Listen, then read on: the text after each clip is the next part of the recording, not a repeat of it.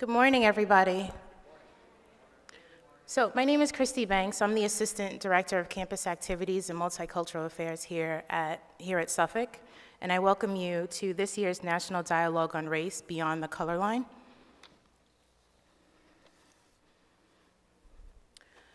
Upon my start here at Suffolk a few months ago, I was given the responsibility to plan the annual program, a National Dialogue on Race. With so much going on in our country, and even closer in our community, I envisioned a dialogue that would be inclusive of topics surrounding gang violence and policing in our community and race relations, and how these are interconnected and impact our community overall in our day-to-day lives. While I added Beyond the Color Line to the title, in no way do I negate the existence of the racial discrimination that permeates our country, but wish to draw attention to other forms of discrimination that take place beyond that of blacks versus whites or vice versa. And so I open the dialogue with the following quote by W.E.B. Du Bois in his work, The Negro and the Warsaw Ghetto. No, the race problem in which I was interested cut across lines of color and physique and belief and status, and was a matter of cultural patterns, perverted teaching, and human hate and prejudice, which reached all sorts of people and caused endless evil to all men. With that said, it is my honor to introduce to you one of our guest speakers that would help us engage in a respectful dialogue about the topics that I mentioned just a few minutes ago. Our first guest speaker is Suffolk County Deputy Police Commissioner Risco Menchin-Lewis. She began her legal career as a Nassau County Assistant District Attorney in 1993, prosecuting misdemeanors. She later became an Assistant District Attorney in County Court, where she prosecuted felony cases. When litigating an attempted murder case in 1999 that involved teenagers, Menchin-Lewis realized that young people were in dire need of new, comprehensive intervention strategies. In 2005, she was honored with the promotion to a position of Unit Chief of Rising Star, where she focused on gang prevention strategies. In January of 2013, Menchin-Lewis was appointed by the Suffolk County Executive to the position of County Deputy Police Commissioner, making her not only the first female to hold the position, but also the first person of color. Her work entails creating comprehensive programs to combat gang violence and recidivism through intelligence, leading policing, community-oriented policing, assisting to develop council of thought and action groups across the country. With that said, Deputy Police Commissioner Menchin-Lewis will speak, and after which our guest speaker, if he is able to join us, because he's still making his way here, he will jump in. I will also introduce him. We will have a few minutes of dialogue, so I suggest that you guys jot down some questions, take notes, so that you can ask questions during the dialogue. Yeah. Sorry, we're gonna sidebar for a second. In continued support of DACA students, the college's Undocumented Student Task Force has been working hard to compile resources to share much needed information with our students about upcoming changes to DACA. I would like to introduce to you immigration attorney Eric Horn, who will just say a few words before we begin our dialogue.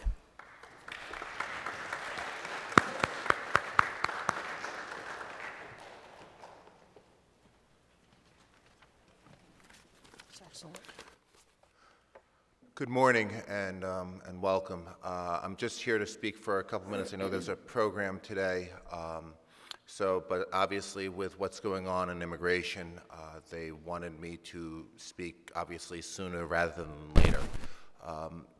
There is information that is outside. Some of it pertains to DACA, some of it frankly pertains to know your rights, which is frankly important. As you should know, and I don't know if this came out so well in the publicity, if you have DACA, any renewals must be received properly by immigration by next Thursday, October 5, including with the filing fee of $4.95. There are no new applications being accepted. But for any renewals, the renewals, if they're expiring on or before March 5, 2018, they must be received by immigration by October 5. If you have not had DACA before, you cannot have it. You used to be able, in limited circumstances, be able to travel with advanced parole if you had DACA. That no longer applies. One thing I will mention is there's probably some number of you who have family members, or perhaps even yourself, who has temporary protected status. If you have never traveled with temporary protected status and you never made a lawful entry to this country, if you had not had contact with the immigration court system or ICE, you probably do want to travel, and you do probably want to travel rather quickly, with permission, of course, because we don't know if President Trump is going to renew TPS, and that could be important for a number of people. For those of you who have DACA, they have announced that they're not specifically referring the information to ICE or CBP for possible removal. That said, if you get encountered after your DACA expires, theoretically, they will seek to apprehend you and remove you if they find you for other reasons. Part of the reason that I mentioned that the Know Your Rights information that is outside and does have my contact information on the form as well. Finally, I encourage people to consult regarding other options, whether it's with me, whether it's with other immigration attorneys, particularly those who are members of the American Immigration Lawyers Association, AILA, like myself. One thing that I will mention that could apply to some people, might not necessarily, is there very well could be an option for people to obtain permanent residence via the special immigrant juvenile practice for those of you who are 21 and have been abandoned, abused, or neglected by one parent, even if you live with the second parent. But it is important for you to know your rights and what possibilities you may have. I will be outside for at least a little while, if not longer, in case you have questions. No tenemos tiempo por mí hablar en español, pero si usted necesita hablar conmigo en español, yo voy a esperar afuera hablar consigo hoy. And I should just let you know, my office is in Brentwood on 2nd Avenue, so if people have questions, they can see me here or obviously privately in my office with an appointment, okay? Thank you.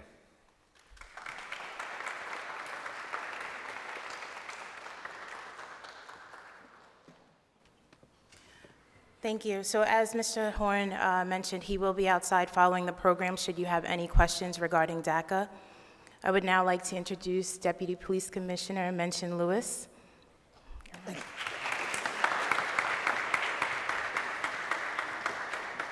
Pardon me, I gotta just fix my little thing here. Let's hope it doesn't fall off while I'm talking. But as a former prosecutor, you'll be able to hear me. But more importantly, as a mother of 4, you'll definitely be able to hear me. Good morning. I'm Risco Mention Lewis, Deputy Police Commissioner of Suffolk County, New York. I've been a Deputy Police Commissioner here for 5 years. As you heard, those of you who did hear my bio, my work I was a prosecutor for 19 years in Nassau County, but my work has been around intervention in gangs. And the reason why I've been doing that is because what I've realized is just locking people up doesn't work for America. I guess the best stat young people might want to know is that when you lock up a teenager, 16, 17, 18-year-old, and you they're a nonviolent felon, meaning he sold drugs or something like that, and you lock them up as an adult with adults, they are now they're nonviolent when they go in. They are 85% more likely to come out and commit a violent act. So why do we do it? right? Because you're actually making a violent criminal who was not necessarily one. So what I realized in my work in the streets is that we were in dire need of intervention strategies, creative minds, right? And the way you can get creative, obviously, when you're 50, 40 years old and you went through your legal career and you're in the buildings all the time, is to hit the streets and talk to young people. So as a matter of fact, you can't tell right now, but I have actually blisters on my hand here, actually calluses, because all I do is drive around, hitting corners. Because how do I know what you need if I don't talk to you? One other thing I want to say, we're going to get into the slides, is when I started, even as I sat there, I had anxiety in my stomach thinking about imagining young people who've been here all their lives, and now it's like no longer being acceptable. You're no longer accepted. So when we think about this, the physical stuff, the dynamics of it, you're listening to a lawyer, you're listening, what should I do, and all that, but then you've got to deal with what? Your emotional side of this. It must be extremely stressful. I still got to go to school, I still got to listen to my mom say I didn't clean my room, or I still got to worry about I didn't have enough money, the dynamics of it, but I also got to worry about the emotional side of it. It's always like a dark cloud over you, And then you're not allowed to react to it, because if you react impulsively to it, it might increase your chances of suffering the consequences of what's happening. Meaning you get mad, you get into a fight, you get picked up, you get locked up. It's a very complicated thing. So one of the things I want to say to you all right off the bat is,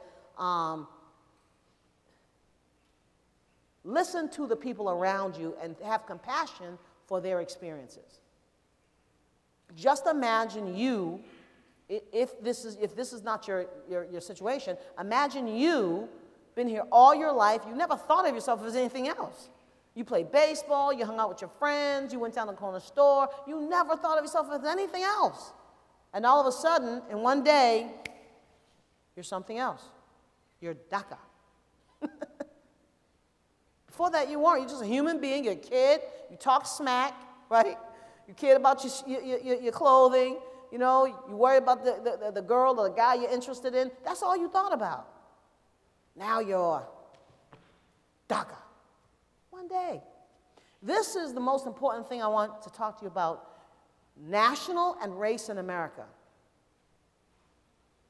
Many of us go from one thing in our minds and our lives, and some point you're something else, and you realize you're something else.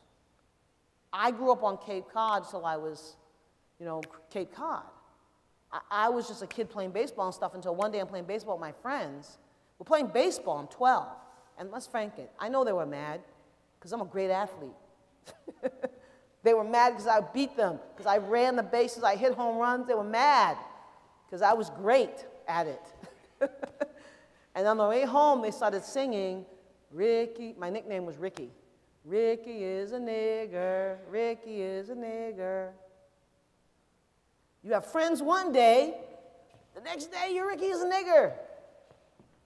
And that happened periodically, and I would decide that day, that moment, whether I would beat the hell out of them, because I was a great athlete. So, frankly, for me, it didn't bother me that much until I got older and I started thinking about my experiences. Because you kind of just go through experiences. You get the job done. You're taught, get the job done. No whining. Get the job done. But then at some point, it hits you like a wall. This hurts. And I'll tell you about when it hit me in this position. Okay, slide. I'm a Suffolk County Deputy Police Commissioner. As Suffolk County Deputy Police Commissioner, when we came in, we're really looking at three real important things. Accountability. You want police to be responsible for the things they do. We want the department to be responsible to communities, right? And we got to be responsible to do what? Lock up people who decide to commit crimes. Lock up people who decide to commit crimes. So whatever you see, I do all sorts of intervention, all sorts of things, visiting guys in jail, I do all sorts of things. But I'm a firm believer in locking up people who commit crimes when we have to. And what I call it is a timeout. My kids went in the corner on timeouts. Jail is a timeout. The only question we need to ask in America right now is, how long should the timeout be? Because that's something we need to wrestle with. How long should a timeout be for something people do? So accountability. Intelligence-led policing says we don't just roam the streets going, this group here, you look like criminals. You look like you're up to something. Hey guys, this group here, I don't know. You look like you use drugs. Let me search you. Let me pat you down. Let me see what's going on. We don't do that type of policing now. That's old policing. New policing says we look at arrests, we look at behaviors, we look at social networks who are involved in crime that we know are involved in criminality through arrests and things like that, through behaviors, through social networks, through watching social media, and we figure out who's doing what, and then we go after that particular group. So kids were just being kids in a community, right? So that's social network analysis. What is your social network? Who are you socializing with? And what is that group doing? And then the last is enhanced community relations. It's really getting into the neighborhoods. Prevention, so we have suppression, which is arresting people, right? We have intervention, meaning we know people are on the wrong track. We want to intervene in that behavior. And then we have prevention, which is you've never been in trouble before, but we know you're in circumstances where you're likely to get involved in troubles, so we want to make sure you have access to resources. So those are the things we're looking at. Suppression, intervention, prevention, and reentry, meaning you got into trouble, you're coming back, we don't want you to do what you did with who you did it with, so we want to set up resources for you, reentry. And as a police department, we're involved in all those areas because we know who needs those things the most. Doesn't mean we don't partner, because we do. But those that come accountability, intelligence-led policing, enhanced community relations. Enhanced community relations recognize the police, other law enforcement agencies, and those previously incarcerated, right? They add them in. We are all working together in the community, right? So our work, my work actually brings those previously incarcerated in to do work in neighborhoods, to run programs, et cetera. It acknowledges that reducing violence is a community-wide interest. It is a national interest. Next. All right.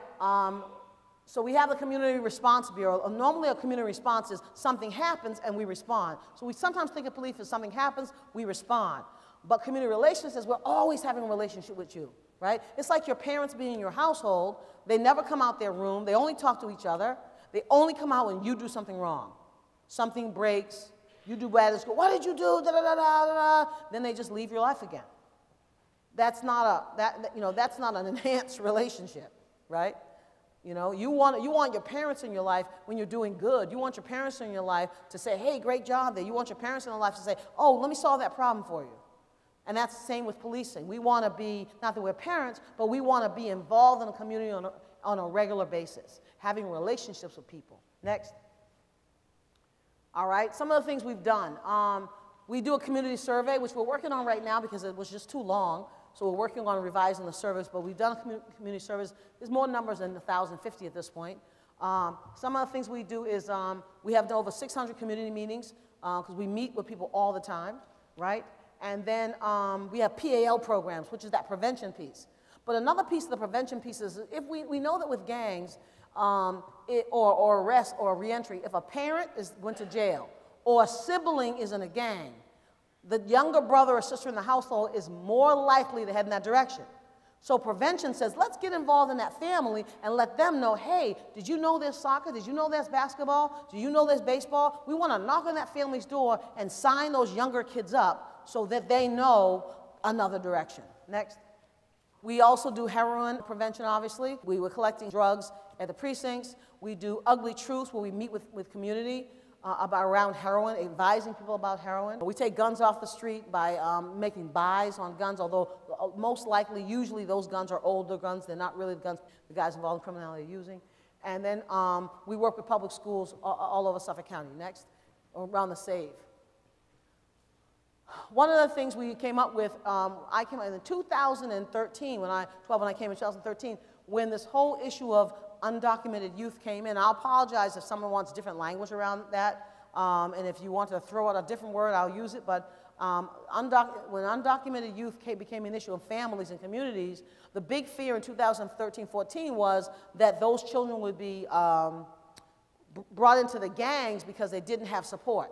And so one of the things we created in the Suffolk County Police Department were these Vamos a Hablar, Let's Talks. We had Spanish-speaking officers and community and schools, and we brought families in, and we had food, and we talked in Spanish and English about their rights, because we didn't want them to think police were not a part of the solution, that they could come to us if there was a problem with their family, and that we would actually help them with resources. So we still do these Vamos a Hablar. I can't tell you how many we've done, but those are one of the things, another things we do. We do heroin meetings with families. We do Vamos a Hablar with families. We're about to do some more and really beef that up in the next few months, including another initiative I'm working on. Next. All right, another thing is when we had issues around African-American males, right? I said, okay, how best to have police and communities talk with African-American males, who at the time in 2013, 14, 12, 11, 10, we're seeing groups of young people who are African-American males who are stopped on a regular basis, right? Sometimes searched. And that's a hurtful feeling for that to happen to you. So let's have a dialogue with police so they can understand. They say, well, you shouldn't be mad that we're stopping you because you want your neighborhood safe, and if you don't want your neighborhood safe, then you must be one of the people doing something, because you don't want to be a part of the solution, because we got to narrow you out. But the fact of the matter is, having young African-American males talk to police and say, no, that's hurtful for me, you know, it singles me out, it makes me feel bad, it makes me feel like I'm a criminal, right? You know, and a normal kid is much more likely in certain communities to get a record, because I always tell people all the time, I was a Nassau County prosecutor, and I had a lot of cases from kids from Chaminade. And I used to say, if we drove up and down the street when Chaminade kids came out, we just started searching their bags, don't take that part. If we just started searching their bags, there'd probably be a lot of drugs in those bags, right? But we don't do that in those neighborhoods. We don't do that. And so that's why those young people can come up, grow up, go to college, because they don't get those records young. Does this make sense to people? Okay, next. All right, we also do some interesting things around intervention. And the reason why you think, well, how does this have to do with race? Because I'm a deputy police commissioner, so policing is one crash where people of color and mainstream society hit. I always say that police are the messengers of the majority to the minority. Police are the messengers of the majority to the minority. So if police have been historically the messengers, if you look in the 1960s, 1950s, if you look at the 1920s, 1930s, if you look at those strange fruit, African Americans hanging from trees, you'll see handcuffs around it and you'll see police standing by, because it was sanctioned hangings. Right? That's been the relationship. When you look at the 1960s civil rights, right, and you look at people marching, and Martin Luther King, and you see the dogs, that scene where the dog is going after people, right? Who was on the other end of that dog? That's been the relationship of police and black minority communities, right? And so we know we have to change that relationship, because you want minority communities to be a part of the solution. I'm not going to tell you anything if I know as a regular good person you're going to stop me and treat me badly. I'm not going to tell you anything. So if he gets shot, killed, robbed in my neighborhood and I see it, I'm not saying anything to you, even though I don't want that guy in my neighborhood. So these relationship things building these relationships is bridging that racial divide. You follow me? Yes? Okay. So some of the things we've done are very interesting. Custom notification. A custom notification is when we know groups of people are shooting at each other, myself, the inspector, which is the highest ranking person in a precinct, other officers, maybe 1 or 2 other officers, community officers, and a community member, a pastor, a basketball coach. We actually go knock on the shooter's doors. So if this group are shooting, we knock on every one of your doors. I give you a letter. Inspector reads to you and tells you that this is the time you personally going to get, and your name is on the letter, right? So we come to your house and say, look, shut it down. And then we find out who the other side is, and we go to the other side and we say, look, all right, this is the time we're going to give. If you don't change your behavior, right, this is the time we're going to give you. We don't want to give this to you. And the community person speaks and says, we love you, we care for you, but you can't keep destroying our neighborhood. So this is another way of bridging that relationship, even with people committing crimes. Another thing is call-ins. A call-in is where you have 24 or so guys who you know are involved in shootings and things like that. You bring, because they're on probation or parole, you bring them to a meeting, and you have 4 speakers. The first speaker is the police department. Then you also have the U.S. attorney speak about the time they might get. You get have the DA speak, actually 5. You also have a person who lost their child to gun violence speak. And then you have a resource, a person who's also changed their own lives, speak to them. And we have about 25. We just did one in a neighborhood. We did 22 guys came in. Of the 22 guys, 12 came into the resource center after that. Those are good numbers. And why? Because if I know you care about me and you give me a way out, I'm more likely to take it. That builds relationships, right? It bridges the gap of race. As I said, police are the messengers of the majority to the minority community. Look around DACA, right? Right? It's not Suffolk County PD because we're not looking to we don't even ask your status. We're not allowed, our officers are not allowed to ask your status. But if ICE comes in, people think, oh, that's the police department, Suffolk County. No, it's not us. But people don't know the difference. But that is they are the messengers, right, of the majority. You are no longer wanted here. They are the messengers of the majority to the minority. Yes? Council of Thought and Action, CODA, is a support group that I started in 2008 for those previously incarcerated. Basically, what I found was those guys that we were talking to, I was talking on the streets, they didn't have any good information. They're talking to each other. So what I started doing once a week or twice a week at Hempstead is sitting in a room for an hour, 2, 3, and just having a conversation about resources and what's going on and thought process and how you're thinking. And the 5 ways we look at this in CODA is I looked at their, the dynamics. How do you get things done in your life? And I want you to think about that as we go through today. Dynamics. How are people doing things physically? And then I want you to think about what is the theory behind what is happening? And does your theory, are you hearing the theory? Right? You look at, good example. I was talking to somebody earlier and they said, well, what do you think about the bending, what do you think about the bending of the knee thing? Right? And I said, well, what do you think? She said, oh, they're just talking about football. Interesting, right? You talk to someone else and they go, oh, it's about what? What do some other people call it about?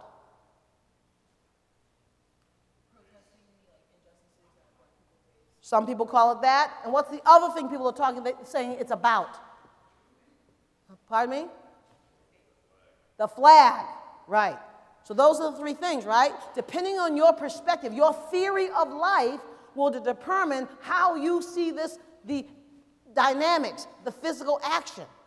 Some people see about racial discrimination and protest. Some people see about just the flag and disrespecting the flag. And some people see it about, oh, it's just stupid football players, stupid football. Who cares about football? You see? So theory of life is you have to look at the theory of things, you have to look at the dynamic of things. So Council of Thought and Action, we meet weekly. I'm telling you right now, any of you are invited on Wednesdays, 5:30 in Wyandanch, and Thursday, 6 p.m. Huntington. If you really want to know, if you do criminal justice and you want to meet people who've gone to jail, last week I had at least 3 people in the room who committed murder, and 2 had done more than 25 years. So if you want to know what people's lives are like, from 20 years old or 17-year-old guys who are in cases court right now, or 50-year-olds or 40-year-olds who did 25 years and 28 years to life, come into the meeting, sit down, and have a conversation. Next. Another thing the police department did is recruitment. The recruitment didn't look like these young people. Go ahead. 6 p.m. Huntington. Resource Center. I think it comes up later in the slides. One of the things we did was we changed the advertising for the police department, because how do you get minorities to become police officers? You need more people of color. It brings a different dialogue than mainstream society might bring. So that's why we need more minorities in the police department, because people and children and communities need people who also look like themselves. Does that mean they don't need any mainstream people? They only need their own race? Only Indian lawyers, cops for Indians? Only Latino officers for Latinos? No. We want to mix it up, but you have to have diversity to have true dialogue and understanding. So this is some of the advertising I did, and what we found out was when you talk to young black males who usually don't take the test, when I asked them, why would you want to be a cop, they said, to protect my community.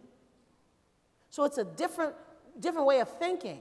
Our advertising usually looks at males, and so we have helicopters on our advertising normally. We have trucks.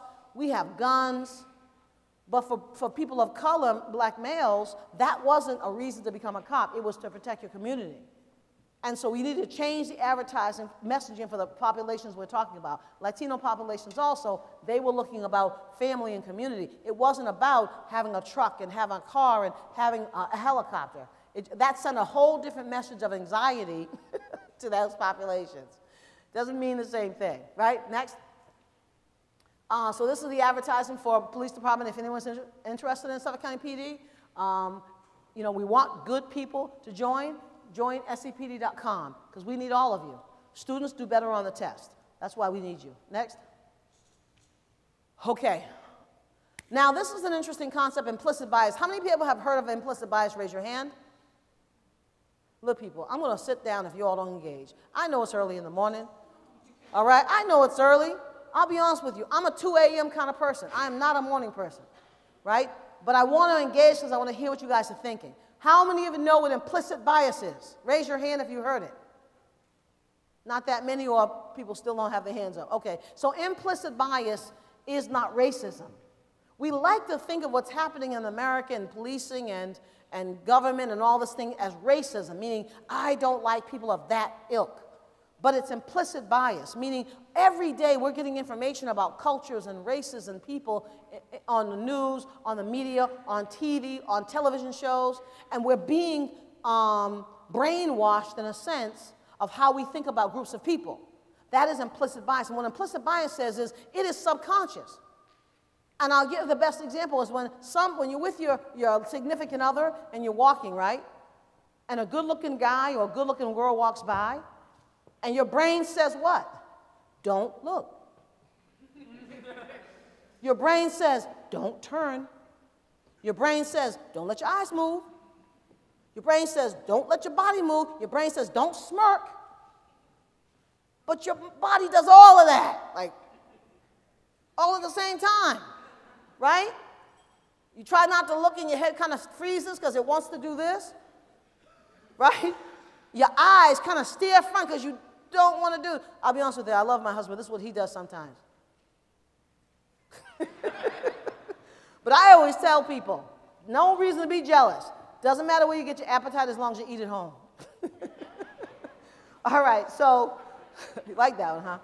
All right, so the idea is implicit bias says when your brain is thinking something, you're going to respond to it. You don't want to respond. You know better.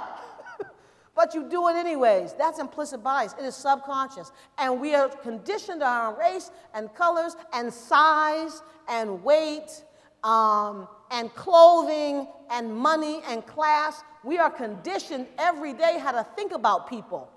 And our minds are responding to it even though we don't mean it. That's the woman on the elevator when an African-American male comes forward and she moves her bag. That's the person who's talking to you and goes, oh, you speak really well, right? Right? Or like someone said to me about my kids one day, your kids are so clean.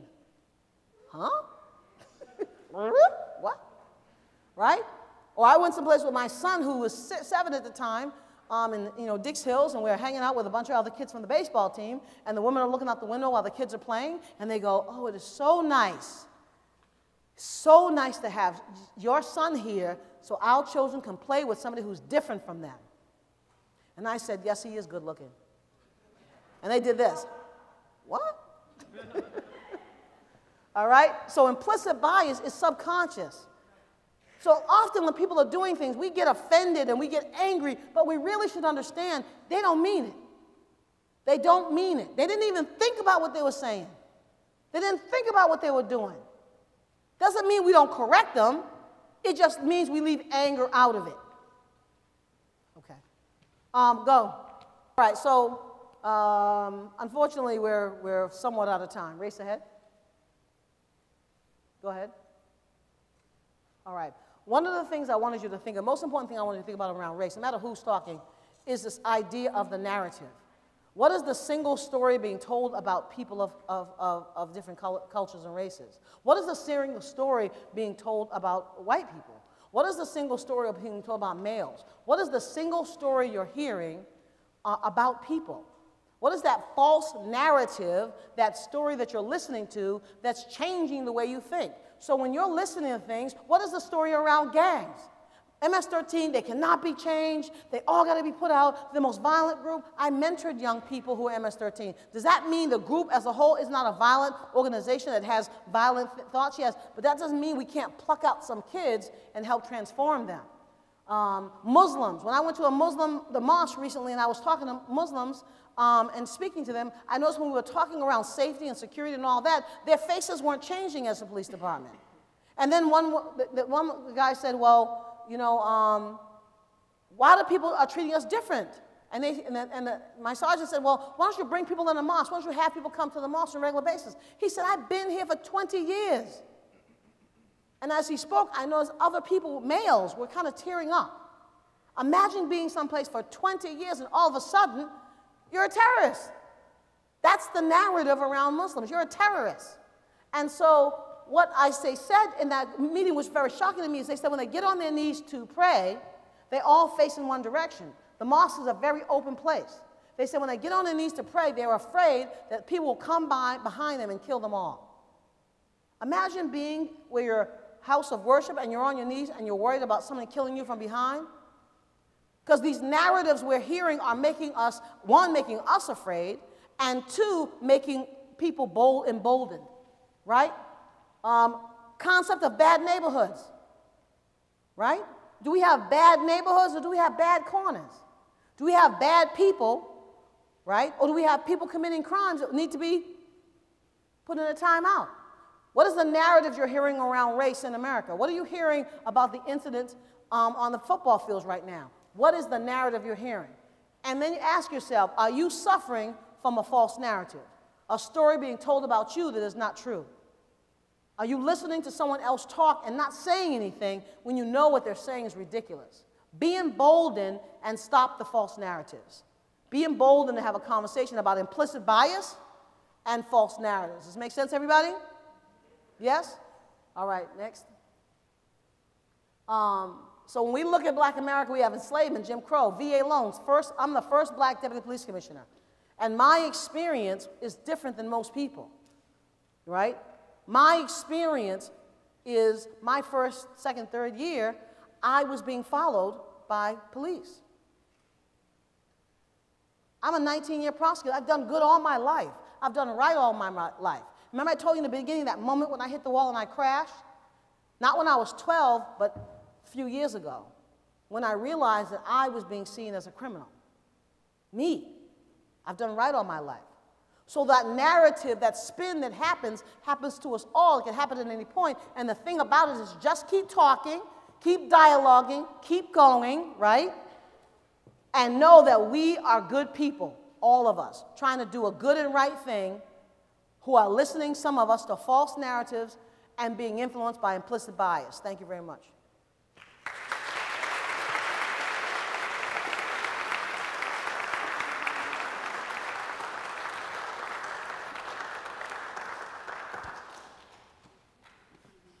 Thank you, DPC Mention Lewis.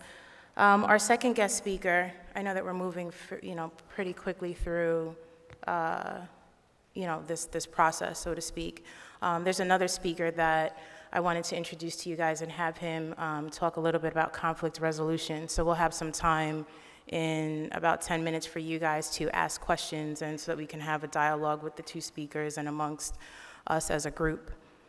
Dr. Arthur Romano, an international peace educator, consultant, certified nonviolence trainer, and a professor of conflict resolution analysis at George Mason University, is here today. He has implemented innovative educational programs in Africa, South America, Asia, Europe, and the US. The programs have supported thousands of students in learning practical strategies for building healthy communities, and that's one of the other pieces that's very important that I want you guys to take away today. So I would like to introduce to you Dr. Arthur Romano. Thank you.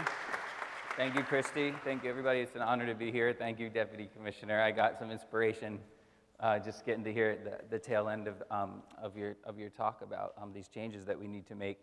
So anybody here a first-generation college student? Me too, and a proud community college graduate. For me, this is a special opportunity to speak with you because I think we're in a pivotal moment in America. My research looks at conflict resolution and how we can productively engage with conflict. But I don't just research it, I engage with groups that are doing that work in the United States, in cities that are affected by violence, like New Haven and Hartford, with work in protests and around protests, like in St. Louis and Ferguson and other places. So there's not that many concrete rules about conflict, but there are a few. And one is that wherever you have human beings, you have conflict, right? And all over the world, wherever I go, I'll put conflict up on the board and I'll say, what are the first words that come to your mind when you hear conflict? Honestly, unfiltered. Somebody tell me a couple words. You hear conflict, you think protest, war, fighting. So you see, our natural orientation towards conflict is negative, right? This is like if we were practicing a martial art, this is like our starting stance. Our initial orientation towards conflict is it's negative. But conflict can be negative or positive. It can be highly destructive or it can be productive. How can conflict be productive? What's that? It could bring about change. It might create some dialogue, right? It also it can take issues that people don't want to look at, that are underneath, right? That people are unwilling to look at and make it so that we have to acknowledge them. This could be on a personal level, like the dishes are in the sink so many days in a row that you're going to have that conversation with your roommate, but it can be on the larger social level too. And that's what we're seeing, I think, in our country today, right? Because that's another piece about conflict, is that every conflict has a history, right? And so when we think about anti-immigration sentiment in the United States, that has a history.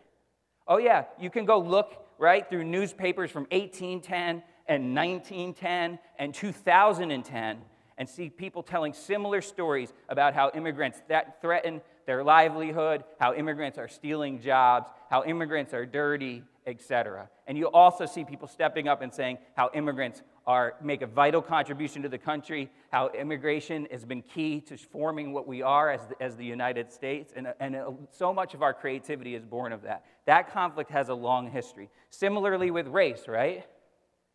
Racial segregation, slavery, right? We had a legally segregated country until 1970, and that's just legal, formal segregation, right? So many of those patterns still exist. We live in separate communities. Listen, y'all, we pull down Confederate statues at night, even on college campuses. Why at night? Right? Why don't we look? So this is part of what happens when we think about what's like the role of protest, right? What is the role of people standing up or taking a knee? Part of what it does is it creates a conflict, and it does so constructively. so that we might be forced to have a conversation that we're uncomfortable with. Now, some of you will have experienced this. You go home for Thanksgiving, you're there with your family, you sit down and you say this thing, hey, listen, Mom, hey, listen, Dad, hey, listen, Uncle, I've been thinking. Right? Some of you smile. And they start squirming in their seats. I've been thinking about my religion. I've been thinking about the world. I've been thinking about politics. And people squirm. It's uncomfortable. And it's also really necessary for change, right? So there's some good news in relation to this. From a point of view of looking at conflict, we can learn how to constructively engage. We can learn how to have difficult conversations. And we can also learn how to come together across lines of difference. For all the hate and division in this world, there's one rule. If you build a wall or a fence, or you try to keep people in a concentrated area, they always find ways to tunnel, to travel, to go at night, to find ways to come together and to love each other. That's like historical reality. As much as we have hate and difference, we also always are attracted to difference and find ways to be together. So that's a powerful thing. Now, part of what I do is kind of train people to have difficult conversations because, as you saw in our associations of conflict, what's one of our first things that we have deep in our body that we don't always think about? Like run, right? Most of us are either conflict avoidant or where we want to escalate conflict immediately. So just to be able to sit in that space and have those kind of conversations, I think is a powerful and can be a transformative thing, right? The other thing is that people are doing this work already. And this is one of the things that gets me so excited. I think your generation is one of the dopest generations that we've had in the United States in a long time. Look at all the work that you've been doing. Look what people have done to try to look at deep issues in this country, right? To challenge oppression, to challenge racism. It's a powerful, powerful moment. So people are doing that work. This was mentioned in the previous talk too. People coming together across, you have interfaith coalitions, Muslims, Jews, Hindus, Christians, others coming together doing the work to make their community better, right? You have people doing economic work in Jackson, Mississippi, in Detroit, Michigan, in the Coal River Valley in West Virginia. If you look up local economies movements, you have people coming together, people who've been traditionally left out, white working class people in West Virginia, African American folks in Jackson, and Latino and African American folks in Detroit coming together to say, hey, listen, this is not working. This economy is not working for us. I can't feed my baby. I can't get somebody, I don't have money to work and pay for childcare, that basic stuff, right? That where you find human dignity. Y'all are going to face this too, right? So people are doing that work to try to build a different economy too together, right? And then there's also just that work of coming together in our own communities and trying to have conversations. And that's what I think is really powerful about the college environment. So if I ask folks, how many people in here came in today and you chose to sit next to somebody who you don't know? By show of hands. So about 5 or 7. Some people did that, right? Our natural tendency is to go with folks we know because it's safe. There's good reasons for that. Right? Being in social groups that are similar to us we can feel a sense of safety. But it also reinforces that separateness over time, right? So part of what doing conflict resolution involves then is kind of having a different set of glasses where you take what is kind of familiar and you make it strange. You put them on, you look in a room and you say, who's with who? Right? Where's there conflict in this room? In what ways is our campus separated? And what's the contribution that I can make to try to build some bridges? And maybe even do something like an event or create something here on campus that might live after I'm long gone here, right? Because you have that opportunity to join a club, to be involved with an organization, and do some work that really shapes the future. And I know this sounds like a lot, right? Because if somebody was giving this talk while I was in my first years of school, I think I would find it kind of hard to believe that I had a role necessarily in this work. And one thing I want to say is that this courageous work, that peace building, that this kind of organizing and activism is courageous, right? And I think there's a mistake, and I'll bring this to a close because in a way it's kind of a call, and then we can have a conversation together, which to me is the richest part. So I think we make a mistake that when we look at people who've done great things, especially people who've taken on conflict, and who've done peace-building work, we put them on a pedestal, right? So when you think about Martin Luther King, for example, many of us will think of him on the steps of the Lincoln Memorial with every word perfectly chosen, right? We don't think about him as little Marty, right? We don't think of him as the kid that was a freshman in college, and biographers say was notably quiet in class. Why was he quiet in class? Because he was questioning. He said that during college I removed the shackles of fundamentalism from my body. So he's questioning the religion he grew up with. Even though he remained a Christian, his views shifted. And so he was quiet in class. He hadn't been exposed to this stuff before. He was thinking about it.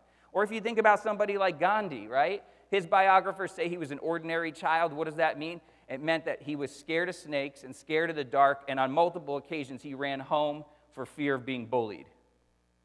Right? This from a guy who stood up to the British Empire that had the overwhelming guns and ships on planet Earth, and stood up to them and pushed them out in a short time period. So I think as you think about doing this work, I ask you to leave this portion of the talk to think about what might be a conflict or something that you see in the world that you think needs to change, and what might be your contribution to making that change. And it's perfectly fine for you to say, I don't know. One of my favorite stories from the civil rights movement, I've been fortunate to be mentored by civil rights elder Dr. Bernard Lafayette, is about Rosa Parks. She was at a place called the Highlander Center. Anybody heard of the Highlander Center? Most people have never heard of it. It's where a lot of activists went during the civil rights movement. It was burned to the ground on several occasions because they said it was a communist training grounds. And at the end of this talk, with Rosa Parks was there, and they were talking about racial segregation and how to end it in the United States. It was the first time she had a white person cook for her. It was the first time she had those conversations. Notably quiet was Rosa Parks. She slammed her fist on the table, and she said, I don't know what I'm going to do yet, but I'm going to do something. Right? I would say one of the greatest one of the greatest oppressions we've done for your generation is to make you all feel like you have to have the map already. People find the way as they make it, right?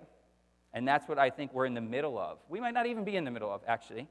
I'm going to say that we're at the start of. We're at the start of that. This is like a generation that's like at the start of the civil rights movement. Like in the late 50s, early 60s, we're going to might see a decade of this. And so I think as you take a step, as you feel something's got to change, but I don't know what it is yet, don't let that go. And then we can talk about ways of doing that and where, how this fits into the work that we both spoke about. So thank you for the invitation. I'm excited for the conversation. Don't be shy. Please ask some questions. Steve? All right, so this is your time now. Questions, thoughts for either DPC Mention Lewis or Arthur Romano. So feel free to step up to the mic. Good morning, everyone. My name is Norman Daniels. I'm an adjunct professor here at the college, and I would like to welcome our speakers here today for our annual National Dialogue on Race. My question is to you, Madam Commissioner.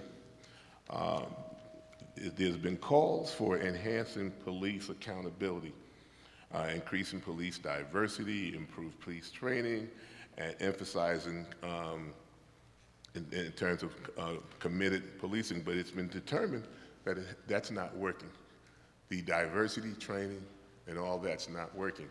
What do you think, either from your professional perspective or from your personal perspective, what can be done to change the relationship between the police and the community? Well, first I would say I beg to differ that it's not working. Because I think it is working. It's like Arthur said, we are very segregated. We don't have many experiences with each other. So the police department as a whole is, I forget our numbers, but we're 80% white, and their experiences in Suffolk County is very segregated. And so getting these dialogues happening within the police department couldn't happen until you have more people of color having those dialogues. I'm one of those people having those difficult conversations because I'm one of the only person of color and female at the entire table usually. And so I disagree that it's happening. We have to understand, this is one thing I want to tell you, we are just one generation out of American apartheid. See, we like to call it civil rights, but it's American apartheid. I'm the first black deputy police commissioner. We're just one generation out. So you're the next generation. And what are the changes among you? Great changes, as my 18-year-old son tells me. So I would say, I'm saying I don't think it's not happening. I believe it is happening, and it happens by more relationships. Okay, I would say, but it's probably not from a police training. It's probably from societal training. Because what you find with policing, no matter what your ethnicity or race, et cetera, you tend to abide by that, what do you call it, that blue line or whatever it's called. And I know African-American police officers who say that when it's time for them to stand up, they've been forced to sit down. So I just want to know, what do you think that needs to be done where if there are diversity in the force, how is that, can that actually happen, being that there's a stronger opposition to what people would like to see? As I said, I don't agree. I think it is happening. Is it happening to the level that people expect? Oh, poof, it's going to happen. Heck no. I mean, like I said, we're one generation out of apartheid. How many people in this room knew about implicit bias? Really raise your hand if you knew. Look around. People don't even understand the issue of race. We're just in the beginning of a dialogue. So you ask the question, I'm answering it. The way we do it, 1, understanding implicit bias, right? 2, understanding how the police department is structured and how people are thinking that keeps people of color out. 3, advertising. People of color joining the police department because they don't take the test. They don't take the test, African-American males in particular, because of their experiences in communities. We change the experience in communities through social network analysis. They're much more likely to join the police department. We have more conversations. We have more diversity. We are one generation out of American apartheid. I really applaud you because I think that in other situations, the police are not looking for being looked upon as the vehicle for implement change. They're there as a vehicle of maintaining areas of oppression. But I understand what you're saying. I applaud you, and I'm going to give up the mic so someone else can talk. But thank you. You're welcome. Good morning. Does your police department engage in the unconstitutional practice of stop and frisk?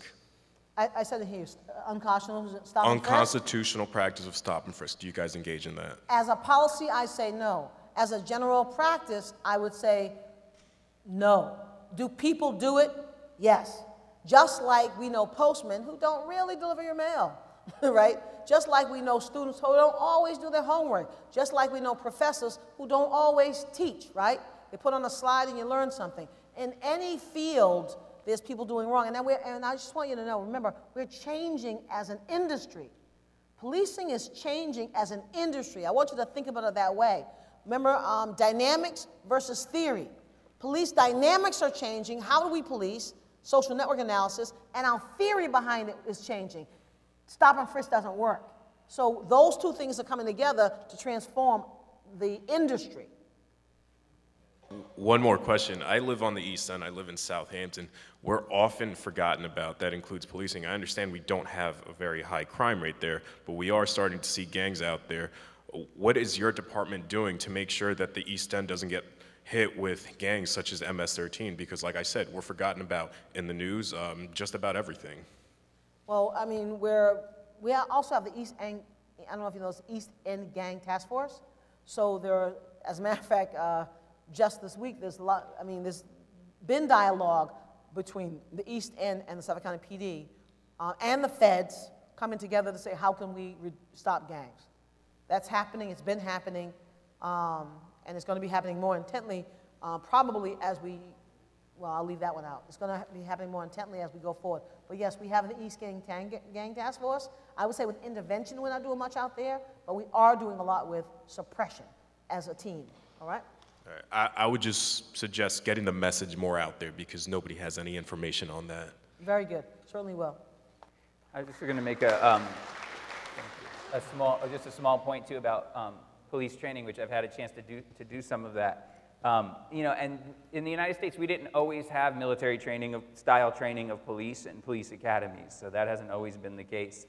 So there's a potential move away from that, but that is oftentimes the norm, and so we have to see what is possible in terms of training that. In Washington State, there's something called Guardians Not Warriors, where they try to The entire training is grounded in this idea that police officers are the guardians of democracy, that a primary role is to preserve this civic space, and that they're not warriors who are occupying cities and engaging as an occupational force, right? Now, that's in a couple places where they've revamped it from top to bottom. Many departments are trying to bring in implicit bias. Many departments are trying to bring in some kind of conflict resolution. But I would argue that I think we need a potentially deeper change in it, a move away from, because military-style training was created for war and for occupational forces abroad, where people don't speak the language oftentimes, where they have to stay together in groups, in units, with very little contact with local people. And I would say that that police officers in the United States are in a very different context potentially. And for them not to be occupiers, it certainly helps to have people from the community and recruit folks, I think, from the community to be part of the police for those communities, because then you have relationships. But the last thing I'll say is, what are the sources of gang activity? What are the roots? I mentioned that every conflict has underlying dynamics, right? We know. Now, life has all kinds of great mysteries. The relationship between crime and poverty is not one of them. That's right. Right? So we know from international studies, from academics around the world, that high levels of unemployment, a lack of meaningful work for youth, lots of economic inequality creates the context for gangs. So if you cannot address those, so policing is a big part of it, so because police can still engage in as respectful and humane a way as possible, but until we get at that, in other words, until we give young folks something meaningful to do and a way to feed family and get grandma some medicine and other things that need to happen, there's going to be gangs. So, intervention, right? One of the things I started in Suffolk County is having community liaison officers, school resource officers, identifying young people who have a propensity toward gangs. And then what we did was I said, go to their houses and sign them up and make sure they have summer jobs. Easy fix, right?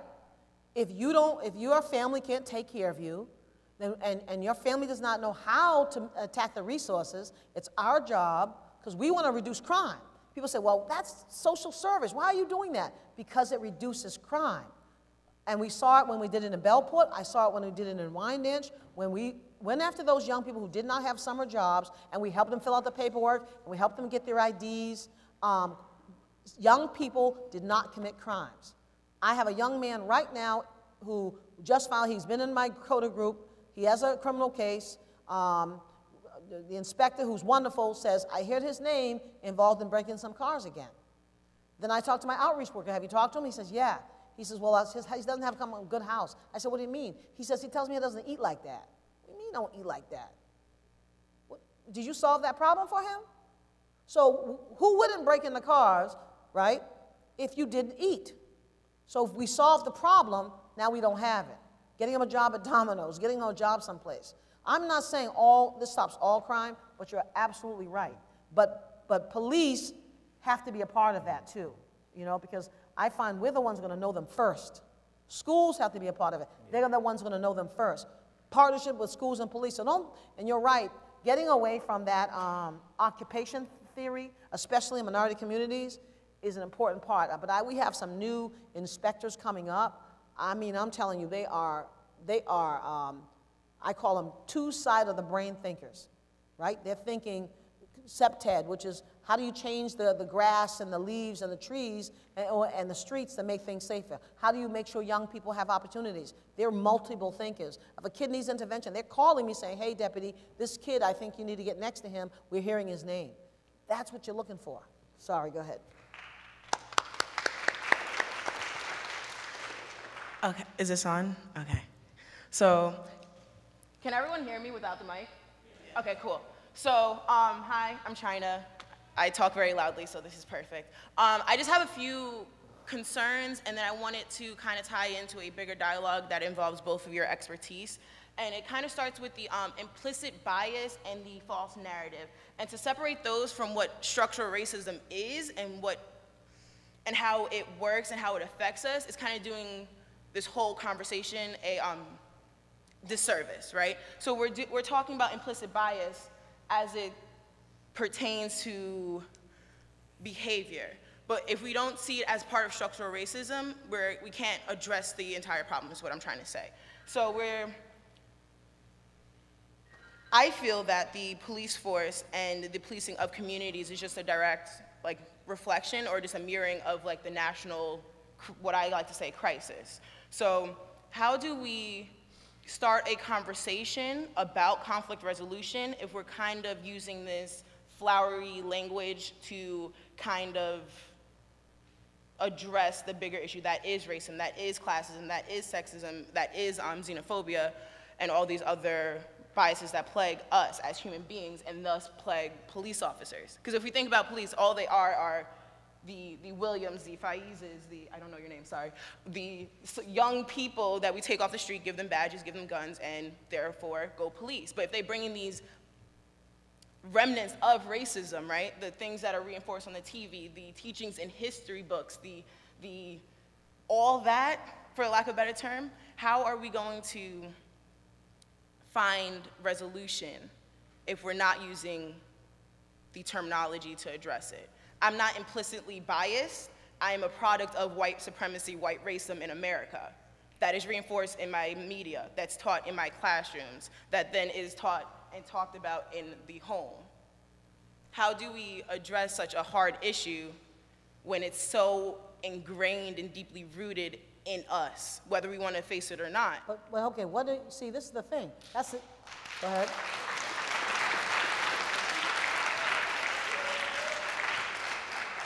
You know, on the bottom, what I have found is I call it palatable language, right?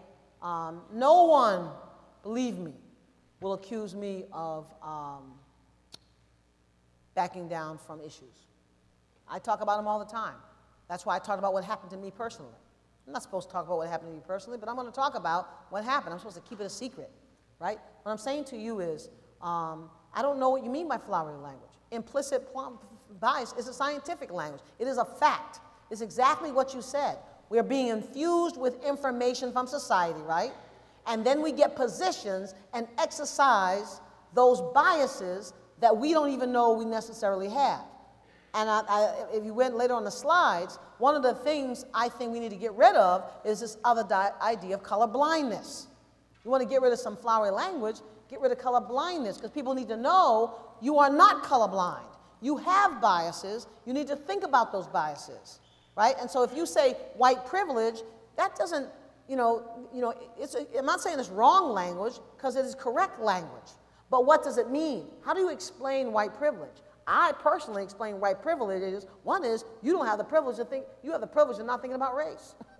You have the privilege of walking down the halls and seeing your face on pictures. You have the privilege of having your dialogue and your narrative, your one story being told in a good way.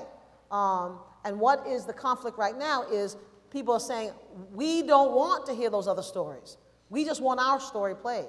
So what I'm saying to you is, I don't believe it's flowery language. I believe it's accurate language. I believe it's language that people can better understand. That's what I believe.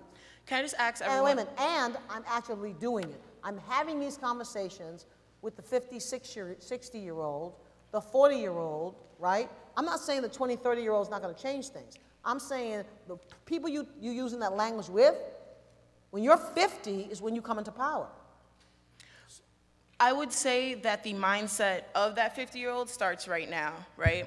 And I'm all for creating safe spaces and constructive conversation, but not at the risk of losing the information and losing the impact. So to talk about implicit bias as so that it's separate from racism and white supremacy, or so-called white supremacy, is doing, I feel, all the young people in this room is like a serious injustice. So I would just like 1 second to ask everyone a question.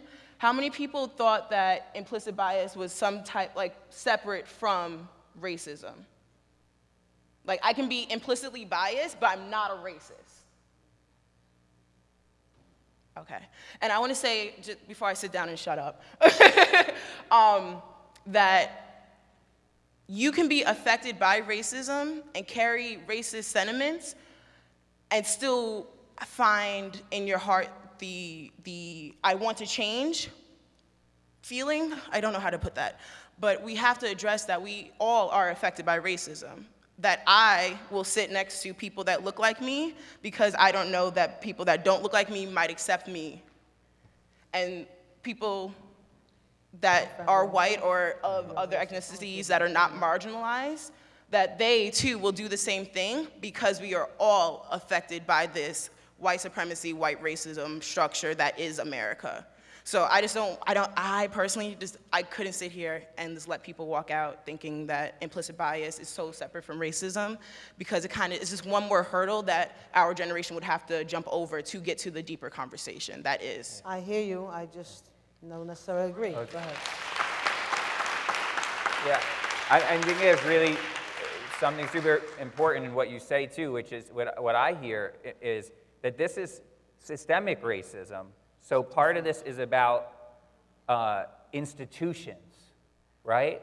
So that we know it's not just that we have an issue with racial bias in policing, we have an issue with discipline practices in schools. Right. Right? And we could go from institution to institution and see that history of white supremacy and the bias towards people, and then practices. Because I'll tell you, if we only focus on relationships and conversations, we're going to get tired trying to change things. I'm not saying it's not important. And one of the ways, in terms of this idea about flowery language, this is, to me, part of the role of protest when it's effective, is that it takes issues that people don't want to talk about, right? You see that historically. It takes issues that people don't want to talk about, like the suspension of kids of color in schools across America. Maybe people don't want to talk about that, and those forms of resistance make it so people are going to have that conversation. Because if you have all the power, why are you going to have the conversation except in the terms that you want to have them in, right? So dialogue is effective. This is what I'll say that I think really dovetails on what you're saying from a conflict resolution point of view. Dialogue is effective as long as you get the power right. If you don't get the power right, then it's just in my interest to just sit here and say, okay, great, nice, thank you for sharing, and on to the next thing, right? So I think that we have to think about what you're saying, institutional, it's systemic, right. And therefore institutional practices, right? Like, yeah, there might be implicit bias, somebody that only Christian holidays are celebrated at a school and nobody's plotting in the back room. That's just what they've always done, right? And then people have to become aware, and that's nice if they become aware, but we want the school to change those practices, right? So that 10 years down the road, some kid doesn't even know that those practices were changed. They just feel included, right? So we're talking about changing institutional practices. Otherwise, we're going to get really tired of having conversations only. What we're talking about is, what are the different strategies to change, right? Protest, hiring more people of color, and conversations. We're talking about the different strategies, right? There's no one strategy. You have to have multiple strategies. Yes. I know that some of you have to leave. You may have a class. For those of you that can stay, you're more than welcome to stay. I know that there are some more questions. So if you have to go, that's okay. And then we'll just wait for those that want to hang out.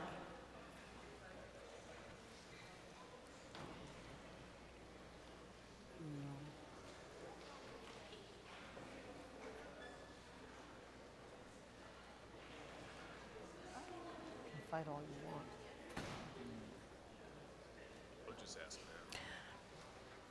All right, so go ahead, Nikki. Yeah, what's up, girl? I think we just lost a lot of people, but I just wanted to ask another question. My name is Nikki Borzalek. I'm one of the mental health coordinators here. And I wanted to sort of piggyback on what China was talking about, and I wanted to ask the question of both of you to I think people are having trouble Use the hearing mic. you. Use the mic. There's folks saying they have trouble hearing you. Oh, sorry. I hate talking in a microphone, and I'm sort of a little shaken right now because I feel like, and I'll ask you both this, do you think that not using terms like racism is actually trying to make white people comfortable with hearing these difficult conversations? And do you think that's actually productive?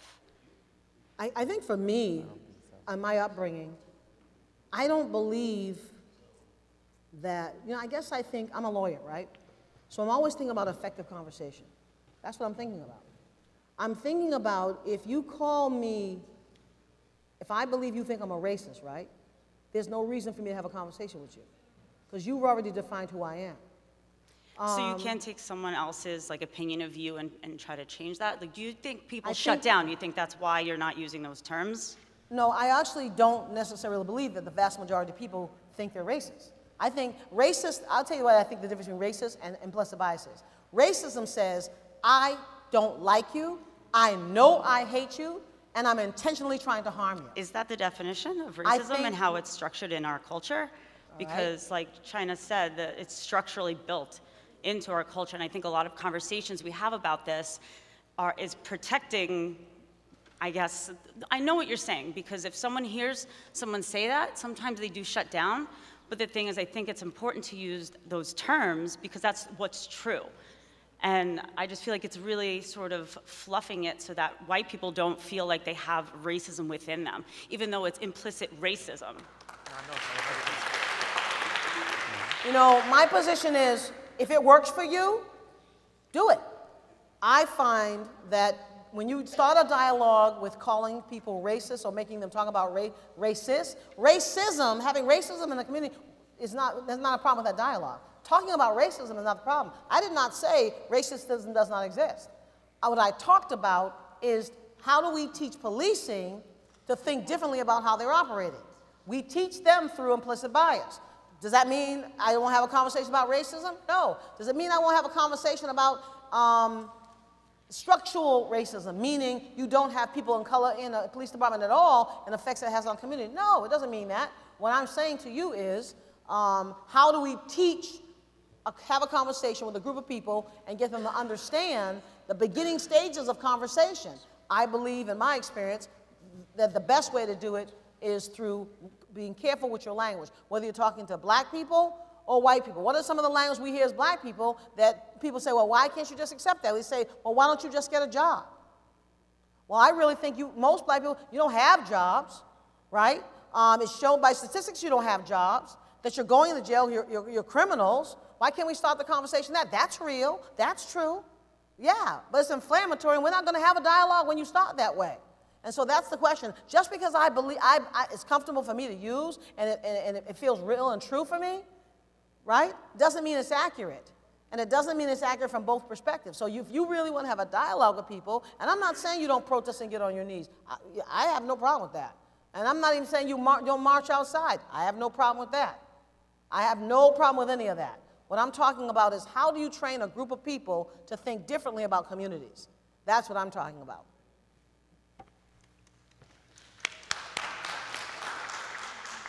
Okay. Sorry, I just wanted to piggyback off of that too, especially about masking language.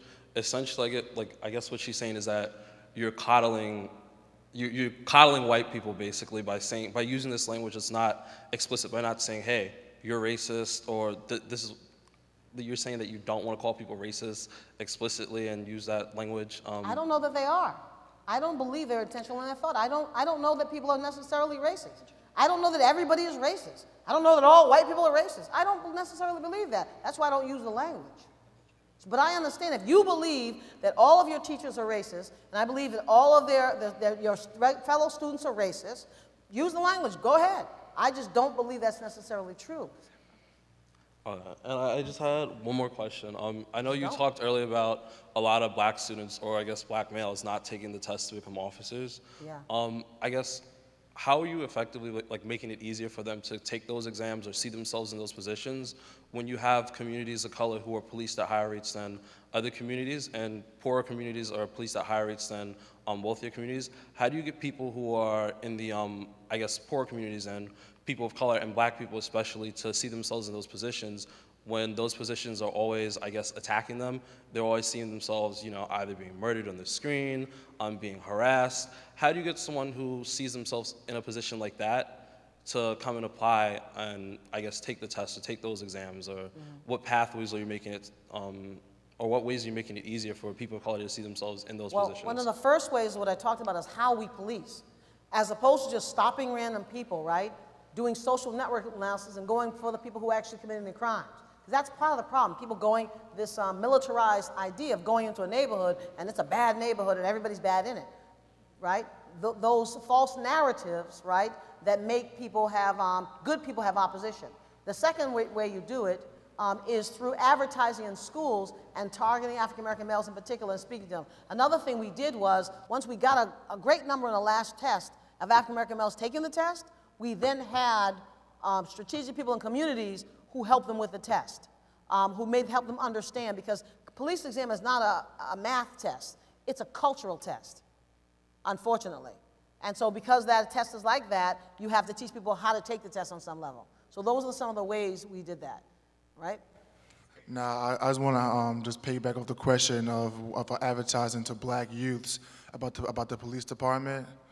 And if you've seen the movies like I believe it was Boys to Men, where in this one scene, you got two black youths being harassed by a black officer himself. And then you got movies like the new NWA movie when they was outside and they was being harassed by other black officers too. And to us black youths, it don't matter if there's more black people in the police department or not. It's not the race issue. It's the issue in the police department by itself. Changing the culture. And also, us as black youths, when we see guys like Alton Sterling, who was just outside selling CDs, whether it's illegal or not, he wasn't doing any real harm, and he was chain cuffed, tased, and shot 4 times in the chest. Why you got this one guy who shoots up an entire black church and still gets a trial and goes to jail, but the other guy didn't even get a chance. Yeah. So to us, it doesn't matter if you put blacks, Hispanics, or Asians in the police department. The fact is, if you go in the police department, you're going to be indoctrinated into their system, and you're going to be serving mostly the middle class. So either way, the problem is still there, but now it just gets worse because it's our own people being shot. To us, as black youths, the police itself is a gang. It's the most powerful one out there. So how are you going to advise people like me to join the police force when there is already black people in the police force and it's still in our situation is still the same? Yeah. Well, I'm going to ask you, excuse me, what would you do? I'm not sure what I do, but you're the one who's advertising the police, so how would that work? That's what I'm asking. No disrespect, no disrespect. No, listen, this is the bottom line. I don't believe you can change anything if you're not in it. Why? Like he said, if you're not at the table, why would I listen to you? So I believe. Yeah. Well, you're not though. I'm telling you, that's why I joined being a deputy police commissioner. I mean, assistant DA. I became an assistant DA so that I would have the power to decide the fate of African American males and people of color. So I can consider my upbringing, my experiences, and also influence the institution itself. You cannot influence an institution. I mean, you can't. You have to have both. You have to have people inside and you have to have people outside. You have to have people inside and you have to have people outside. Force comes from multiple directions. If you don't, it makes it much more difficult if you don't have from multiple directions. Thank you. Okay. I wanted to say something in response to like the police and stuff like that. I went to a Look at the room too. I went to a community meeting, and they were discussing the training and what the police go through with the training. Yes. What I noticed in the paperwork that I had was they do a training on the Holocaust, the Jewish Holocaust. They do a training on something that says diversity, but that's like some couple of day or a week course of training. If they're not getting the proper training, nobody has changed that yet. How do we expect for you guys to come here and say, well, we're doing this, we're doing that, and we don't see it?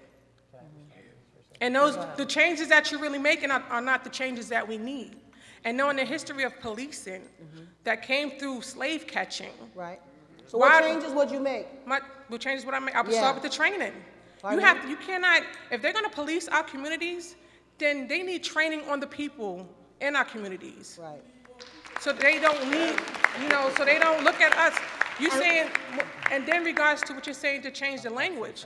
If we don't accept the fact that all these systems are built on racism, and there are racist systems that are built that we partake in, then changing the language is going to do what? We have to say, this is what it is. We are in a racist country. This country is racist to the core. And the history tells that. So, and I'm losing my thoughts because I'm all in here. I'm going to interject at that point. So we have the post-dialogue lunch in in the Commons. Arthur wants to say a word, but once Arthur is done, we'll head over to 114. There's lunch, we'll sit, and we could have more conversation about some of these things. Go ahead, Arthur. Oh, just to wrap it up real quick, I'm sorry. What I wanted to say also too is, and what you were saying with people getting in certain positions, a lot of time when people get in certain positions, they get comfortable and they forget about the goal and the cause and the fight, the purpose that they were there in the first place, to do the changes that they said they wanted to try and do. They wanted to be the change, but they get caught up in the system, how it structures them not to do the things that they're there to do. So how you combat that? All right. So I just wanted to say, I think there's a couple points that you made that are excellent, and just wanted to back those points up. One is, training is one piece and we can change it. And you mentioned, what about including history of the relationship between police and communities of color? And I think that is something that can be increased more in police training across the country. I've seen many places where that doesn't take place. We do it here in Suffolk County. I'm just echoing what you say. And then even when it's done, then I think there's a role for educators and community to get involved. What I've learned in engaging with police around training is that police training is it can be like a backdoor issue. It's hard to get involved in, and it's hard to get community involvement in that component, even though there might be other areas where you can get involved with police. I think that's important for us to think about and try to influence police training in ways that are effective. On the other side of it, from a conflict resolution point of view, we know that to deal with conflict effectively, you have to have experiential education. Do you see what I'm saying? So if I give you a case study that says a guy jumps out and this happens and that happens, you can answer all the right to me. I could do the case study with you 5 times. I'll put you in a situation where guys jump up and you'll respond completely differently, right? So we need also more experiential conflict resolution education. And this is not to say personally, but I have often found in talking to police, they say, we do all those things. Everything you say, we do it. So I say, okay, well, no organization stops growing, right? So then the question becomes, well, how are we going to do this better, right? And when you look at the amount of firearms training, check this out. Look at the amount of firearms training and compare it to the amount of time they get to practice diffusion and those kinds of things. In most cases, now you should go department by department, state by state, most cases, they get far more firearms training time. 95%. 96%. Than they do having chances to practice understanding conflicts and how to diffuse them and how to understand perceptions of historical racism and respond to it and all that stuff. So I think there is a lot of growth. Training by itself, even if we have the most amazing training that transforms policing into guardians of democracy and not occupying warriors, there's still going to be issues around police accountability and other issues, but it is, I think, an important area. And I think there's a lot of growth to be done there. Because having 3 hours of talking about what you would do in a situation and how you might respond, and then going and practicing your firearm every day is just shows where certain priorities are. And similarly, being trained in a military structure, police like the conflict resolution trainings that I've done. You know, one of the big things is not any magic. They're used to standing in single file lines and being dismissed and told when to go things. And I say, get up, you all, break up into small groups and have a conversation. They're hungry. Like so many PowerPoints and this kind of military training, which doesn't promote oftentimes communication, right? And that's not everywhere. But yeah, that's just all to reinforce your point that, and echo what she said, deeper analysis of the historical role, because every conflict has a history, so you didn't just arrive. There's a history there, especially if you're not from the neighborhood. You might not know what the history is, where you're going, right? You ought to know the history. If you're going to do conflict resolution, we can't just talk about it. You can't do case studies, this happened in Washington State and this and that, because when you jump up and play it, you're going to see you respond differently. We need training and constant and continual training to practice that. If you're going to use verbal responses and try to de-escalate and become skilled at de-escalation. And the last thing I'll say is, when I'm in my classes sometimes, I say, how many of you have had a conflict that escalated recently? Some people raise their hands, some don't. When I ask that question with police officers, almost everybody raises their hands. When I ask them, how did you diffuse it? People have ideas. So on the flip side of the coin, there's a lot of knowledge sometimes that's not being shared, where officers aren't sharing with each other the good things that they're doing out there when they're doing those things. I think we also have to create an opportunity for people to be able to learn continuously Two about things. One, wait a minute. One, if you want to be a part of the community training the police department does, to come in and see what we do it every year, multiple classes, so you should come in and find out about that. And the second thing is we are working, we're revising, it's just started, the bias and implicit bias and the, what is it called? You know, our training around race and history. And so we're bringing in some professors, we have some meetings with professors coming up, but we want to bring students into those dialogues too. So, you know, the thing is, the thing about it is it's easy to say what the problem is. It's much more difficult to come in and say, I want to be a part of the transition of people. It's easy to say that won't work, but the hard part is you saying, hey, deputy, this is the ideas I have. But I want you to know that we're open to your ideas, and there are forums and there's mechanism in the police department for you to be a part of the solution of bringing Suffolk County Police Department forward. Okay, I'd like to thank all of you. We're going to head over to Captree Commons 114. We'll finish the conversation. We'll have lunch. Thank you very much, everyone.